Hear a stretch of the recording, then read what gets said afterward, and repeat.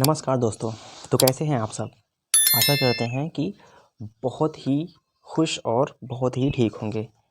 तो जैसा कि आप सभी जानते हैं कि जो हमारा सीरीज चल रहा है मध्यकालीन इतिहास का, उसका आज 10वां दिन है। तो मेरे ख्याल से आप सब बहुत ही एक्साइटेड होंगे पढ़ने के लिए। आप मेरे नहीं, आपके अपने YouTube channel ICAS study room में। तो आज का हमारा क्वेश्चन है, आज ज़्यादा बातें नहीं करेंगे, बातें हम कल करेंगे क्योंकि कल मैं क्वेश्चन थोड़ा सा कम लेके आऊँगा, बट थोड़ी सी हमारी डिस्कस होगी उस इंसान के बारे में जिनकी वजह से आज हम इतना सब कुछ कर पा रहे हैं। आई मीन बाबा साहब डॉक्टर भीमराव अम्बेडकर के बारे में। तो उन्हीं की देन है जो आज दुनिया की सभी कोने में सभी बच्चे जा कर के बिल्कुल स्वतंत्र होकर के पढ़ाई कर रहे हैं। सभी लड़कियां, सभी लड़के, आई मीन जो उस कैटेगरी से आते थे जिनका कोई पढ़ने का अधिकार नहीं था। तो बेसिकली मैं उनकी मैं बात करता हूँ। वैसे तो उन्होंने सभी समाज के लिए एक बहुत ही योगदान का काम किया था। बहुत ही अब मेरे पास उस इंसान के बारे में ऐसा कोई शब्द नहीं है जिनकी मैं उनकी तारीफ़ कर सकूं। तो वो अपने आप में एक महान इंसान हैं और थे।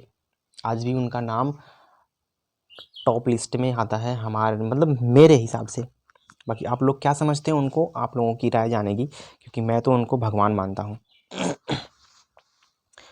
तो आज की जो हमारा सेशन है मध्यकालीन इतिहास से लिया हूँ मैं। तो आज का जो हमारा पहला क्वेश्चन है, दिल्ली सुल्तान का शासन कब प्रारंभ हुआ। तो आपका ऑप्शन आपके सामने ही है, 1206 ईस्वी में। 1206 ईस्वी में दिल्ली सुल्तान का शासन प्रारंभ हुआ था। नेक्स्ट क्वेश्चन की तरफ चलते हैं। निम्नलिखित में से किसने दिल्ली की सल्तनत पर राज नहीं किया। तो वो गौरी वंश जो था वो निम्नलिखित में से दिल्ली की सल्तनत पर राज नहीं किया था। दिल्ली के सल्तनत पर उन्होंने राज नहीं किया था। आपका तीसरा सवाल है, मुगल वंश का संस्थापक कौन था।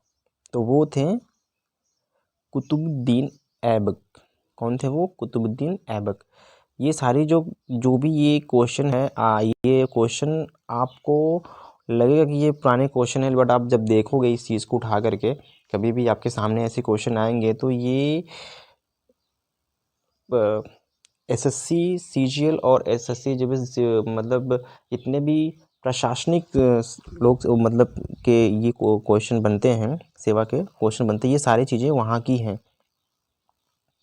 ये IAS प्री का है, BPSC का है, ये सारे क्वेश्चन यहाँ पे था, बट मैंने उसको रिमूव कर दिया है। दिखाना इसलिए नहीं चाहता था कि आप लोगों को लगेगा कि मैंने एडिट करके रखा है। जहाँ से मैंने क्वेश्चन लिया है आपको लगेगा मैंने एडिट किया है, बट इसमें मैंने कुछ एडिट नहीं किया। ये मैंने क्वेश्चन जो बनाया है वो वहाँ से था, क्योंकि जो 2007, 2017, 2016 के सारे क्वेश्चन हैं जो हमारे UPSC लेवल से, जितने भी सिविल सर्विसेज की ये थे, सिविल सर्विसेज के नीचे भी जितना भी आते हैं मतलब पोस्ट जो भी नौकरियां होती हैं, ये वहाँ के प्री का है, ये मान के चलो।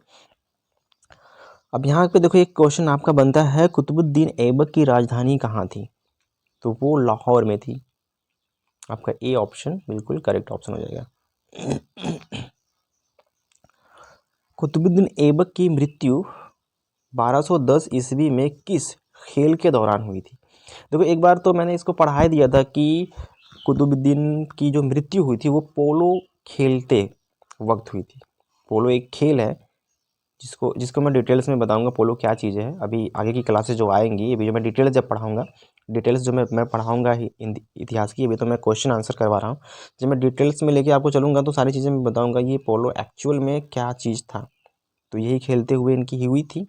तो और जो कुतुबुद्दीन ऐबक हैं, ये जो ऐबक की मृत्यु जो हुई थी 1210 ईस्वी में किस खेल के दौरान हो गई थी। तो यही खेल था, इसी के दौरान हो गई थी। आपका नेक्स्ट क्वेश्चन है, दिल्ली सल्तनत का वास्तविक संस्थापक अथवा उद्धारक किसे माना जाता है। उद्धारक मतलब जिसको उद्धार किया। तो ये भैया सिंपल सा क्वेश्चन आपका ये है, इल्तुतमिश। ये जो है यही थे। नेक्स्ट क्वेश्चन, इल्तुतमिश ने दिल्ली सल्तनत की राजधानी के रूप में किसे स्थापित किया? इसी को किया था, इन्होंने ही किया था। जो हमारे आज भारत की जो हमारे जो राजधानी हम बताते हैं, तो यही है, दिल्ली को राजधानी के रूप में स्थापित किया था। दिल्ली के प्रथम प्रभुता संपन्न इल्तुतमिश को किस उपनाम से जाना जाता था? यहाँ पे देख लो, सिंपल क्वेश्चन आपका, मुगलों का मुगल, ये ऑप्शन आपका ए सही हो जाएगा, क्योंकि और क्वेश्चन नीचे लग चुके हैं, ऑप्शन लगे हैं, तो पीडीएफ बनाते समय ऐसा हो जाता है। ये क्वेश्चन थोड़ा सा आपको हिला देने वाला है, बट कोई बात नहीं। निम्नलिखित मुद्रा जारी करने वाला और दिल्ली को अपने साम्राज्य की राजधानी घोषित करने वाला दिल्ली का प्रथम सुल्तान कौन था? अभी देखो, आपने यहाँ पे देखा, ये इनकी हमने बात की है, इल्तुतमिश की। अभी यहाँ पे ऊपर हमने बात की इल्तुतमिश की, ये तो हम यहाँ पे अगर लेके चलते हैं थोड़ा सा, तो आप यहाँ भी देखेंगे इल्तुतमिश ही है, क्योंकि दिल्ली को घोषित राजधानी में इन्होंने ही किया था। तो जब जहाँ पे क्वेश्चन अगर ऐसे बनते हैं, दिल्ली से रिलेटेड जो क्वेश्चन बनते हैं, जो भी अगर घोषित करना या फिर उसको जीतना, उस पर राज करना, जो भी क्वेश्चन बनेंगे, तो भैया ये यही होंगे, इल्तुतमिश ही होंगे आपके। यहाँ पे देखो, आपका जो ये क्वेश्चन जो आपका बन रहा है, नियमित मुद्रा जारी करने वाला और दिल्ली को अपनी साम्राज्य की राजधानी घोषित करने वाला दिल्ली का प्रथम सुल्तान कौन था? जहाँ पे हम प्रथम की बात करेंगे तो भैया ये आ जाते हैं, इल्तुतमिश। एक बार फिर से क्वेश्चन देख लेते हैं। नियमित मुद्रा जारी करने वाला और दिल्ली को अपने साम्राज्य की राजधानी घोषित करने वाला दिल्ली का प्रथम सुल्तान कौन था? तो ये भैया थे इल्तुतमिश थे।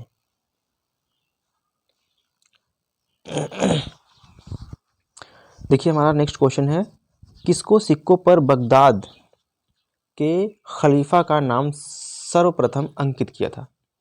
किसके सिक्कों पर बगदाद के खलीफा का नाम सर्वप्रथम अंकित किया था? किसके सिक्कों पर?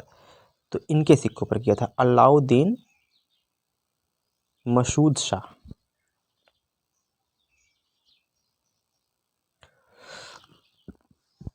इल्तुतमिश ने निम्नलिखित में से किस दल का गठन किया था? तुर्काने चहलगानी का इन्होंने क्या किया था? गठन किया था। दल, जो एक दल बना था, ये यहाँ से दल की, तो इसी की इन्होंने एक दल गठन किया था। इन्होंने किया था, किसने किया था? इल्तुतमिश ने। गठन किया था किसने? इल्तुतमिश ने।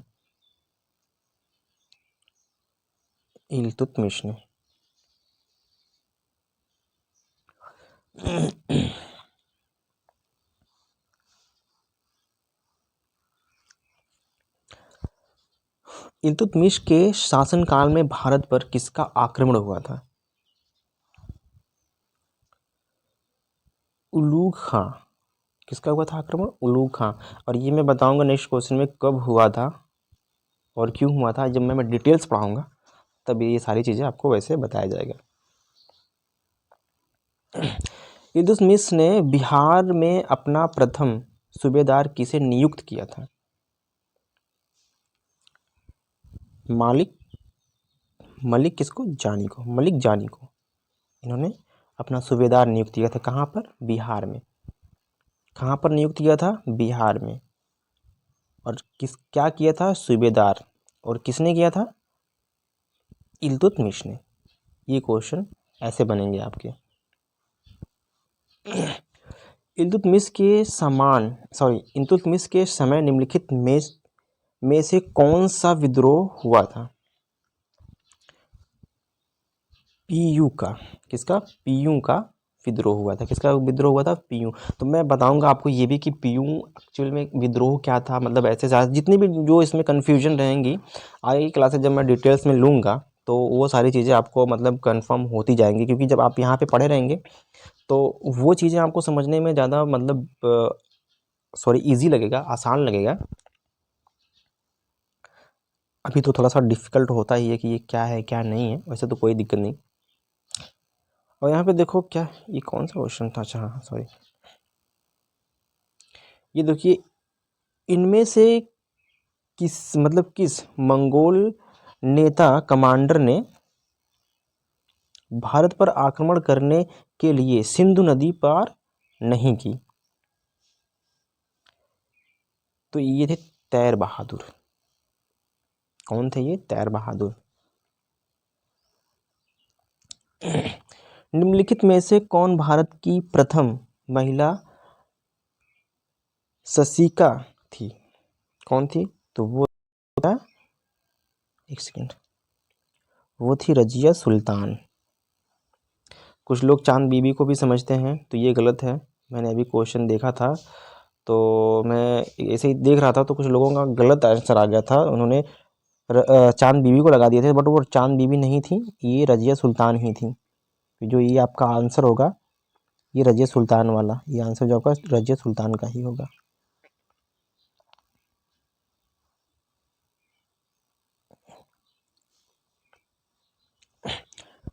हम बात करते हैं रजिया सुल्तान। रजिया सुल्तान किसकी बेटी थी? तो वो थी इल्तुतमिश की। किसकी थी? इल्तुतमिश की थी। वो इल्तुतमिश की बेटी थी रजिया सुल्तान।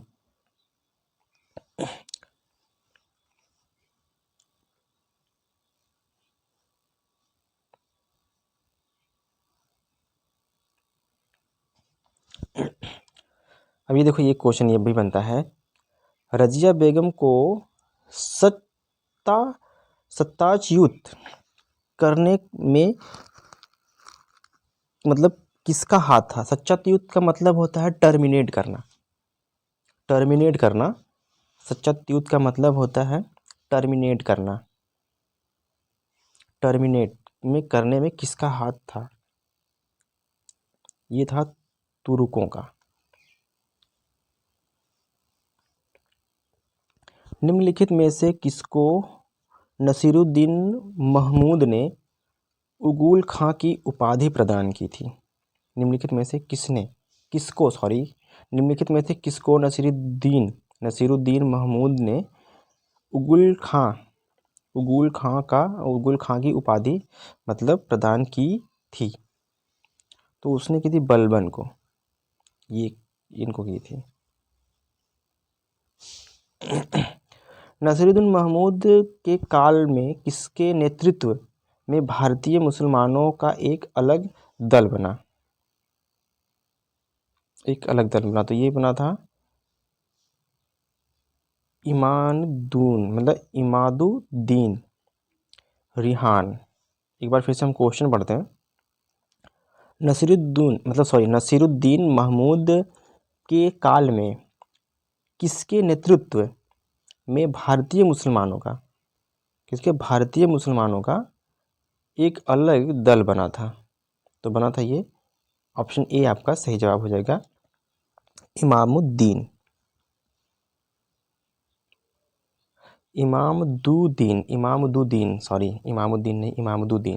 रिहान।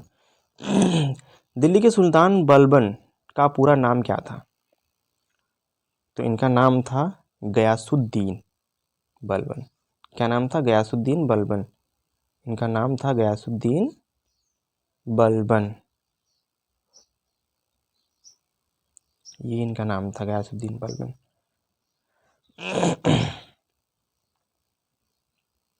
बलबन ने निम्नलिखित में से कौन सी नीति नहीं अपनाई? तो उन्होंने लौह एवं रक्त, जो ये है लौह एवं रक्त की नीति इन्होंने नहीं आजमाई थी। ये आपका करेक्ट आंसर हो जाएगा।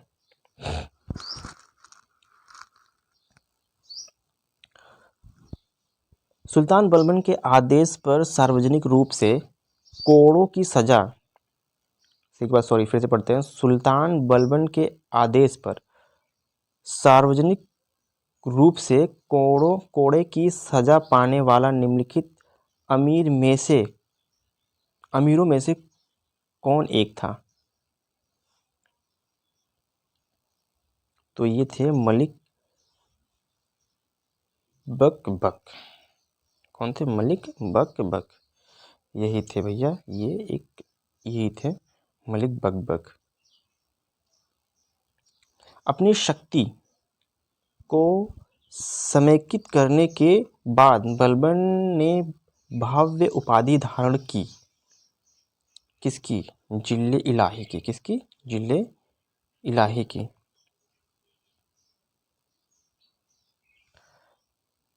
किसी की मतलब उपाधि इन्होंने धारण की थी, जिले इलाही की। तो ऑप्शन आपका ये सही हो जाएगा। राजा दैवी अधिकार से संपन्न है, इससे मिलता जुलता सिद्धांत है राजा की गरिमा। इस दूसरे सिद्धांत को प्रतिपादित करने वाला प्रथम मुस्लिम शासक था। तो यहाँ पे देखते हैं हम क्वेश्चन, वो था बलबन, गयासुद्दीन बलबन। सॉरी, इनका तो पूरा नाम है, बट ऐसे ही ये बलबन के नाम से ये जाने जाते हैं, बट इनका पूरा नाम जो था गयासुद्दीन बलबन था। बलबन ने भारत में किस फारसी त्योहारों को मनाने की शुरुआत की थी? नौरोज, नौवर्ष, ये चीजें, नौरोज, नौवर्ष। बलबन ने किस मस्जिद की दीवारों पर अपने शिलालेख में स्वयं को खलीफा का सहायक कहा था? तो ऑप्शन जो आपका ए है, ये वाला सही हो जाएगा। गढ़मुक्तेश्वर। क्या? गढ़मुक्तेश्वर की मस्जिद। गढ़मुक्तेश्वर की मस्जिद, ये आपका आंसर सही हो जाएगा। इनमें से किस सुल्तान ने तुर्काने चहलगानी की सत्ता हुकूमत को तोड़ने और विनाश करने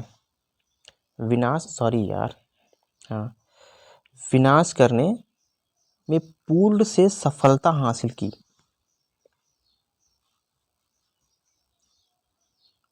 तो ये थे अलाउद्दीन खिलजी। निम्नलिखित में से खिलजी सुल्तान थे तुर्क। यही थे वो तुर्क। अलाउद्दीन खिलजी ने नवीन धर्म की इच्छा रखने के कारण किसके विरोध का सामना करना पड़ा? उलेमाओं का। किसके विरोध का सामना करना पड़ा? ये उलेमाओं का करना पड़ा। यही इनका एक करेक्ट आंसर हो जाएगा, उलेमाओं का, मतलब इनको सामना करना पड़ा।